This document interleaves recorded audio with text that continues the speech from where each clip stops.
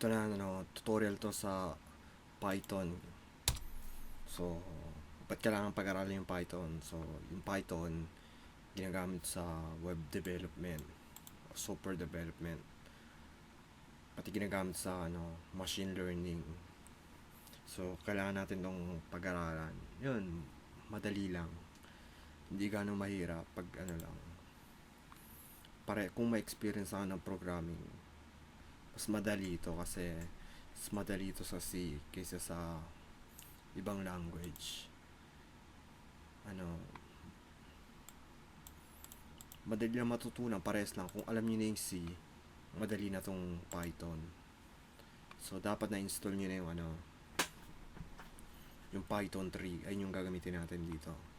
Pag meron kayong Python 3, pati yung Visual Studio Code, okay na. Start na kayo. Pwede na tayo mag-code. So, open ang terminal. So, Python. Tapos pangalan ng name ng nyo. Ito, main.py. Ayun, Hello World 2019. Ito yung introduction natin sa Python. Kung gusto nyo basahin to, ayan, nilagay ko lang dito. Pero skip na natin to kasi dun tayo sa syntax.